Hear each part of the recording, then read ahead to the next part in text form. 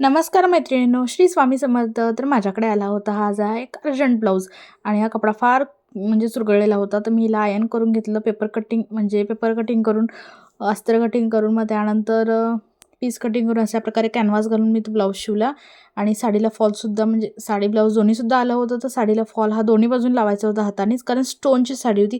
साडी खूपच सुंदर होती. तर असं अर्जंट वर्क आलं की जास्त मेहनत लागते, म्हणजे अर्जंटच असलं की.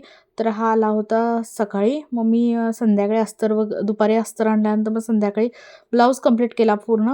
आणि मग दुसऱ्या दिवशी सकाळीच हा द्यायचा होता. त्यामुळे साडीला फॉल लावायचं होतं, कारण धुतलेली फॉल सुकून आयर्न करायची होती. तर फॉल सुकून झाल्यानंतर मी हे करत होते. तर अशा प्रकारे म्हणजे थोडेफार कष्ट लागतात, पण ह्यातसुद्धा खूप मोठं समाधान असतं की आपण हे करू शकतो. आणि ही बघा किती सुंदर साडी आहे. थोडंसं ऑर्गॅन्झा आहे, शिफॉनमध्ये आहे, ऑर्गॅन्झा नाही सॉरी. आणि सॉफ्ट आहे. आणि ही बघा स्टोनची लेस आहे आणि त्याच्यावर येलो कलरचे खूप छान फ्लावर्स आहेत. आणि हा बघा ब्लाऊज प्रिन्सेस कट आहे.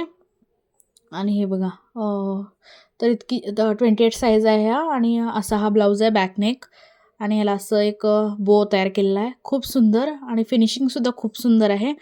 आणि मस्तच म्हणजे खूपच छान दिसत आहे. फक्त माझ्याकडे ओव्हरलॉक करायला टाईम नव्हता, त्यामुळे ओव्हरलॉकसाठी दिला नाही.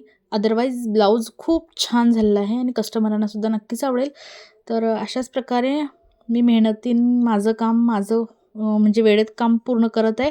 तुम्हीसुद्धा असंच तुमचं काम करत जा. आणि सगळ्यांना म्हणजे पुढे जाण्याची चांगली भावना असू देत. आणि एकमेका पुढे गेले म्हणजे आपणसुद्धा पुढे जा आणि दुसऱ्यांनासुद्धा पुढे जाऊ द्या, हीच भावना. आणि ह्याला ह्याचे लटकन केलेले आहेत, दरवेळीप्रमाणे न करता थोडंसं चेंज.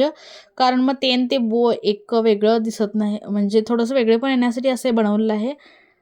आय डोंट नो कस्टमरला कसं वाटतंय. त्यांचासुद्धा नक्कीच माझे कस्टमर म्हणजे मी जे काही करतो त्याच्यात चांगले म्हणजे खूप छान केलं आहे असा प्रतिसाद देतात.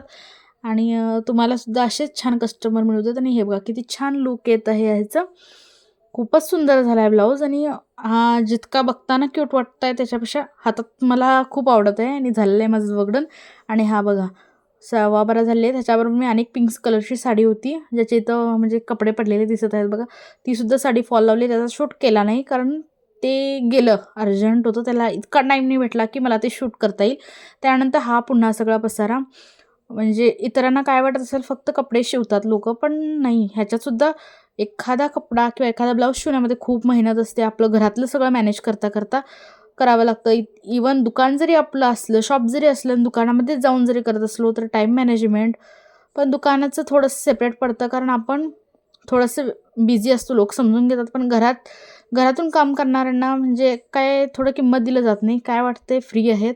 पण नाही, खूप मेहनत लागते एखाद्या गोष्टीमध्ये. आणि हे बघा इतका सारा पसारा होता, आहे सगळं काढून मला काम आवरण्यात खूप टाईम झाला.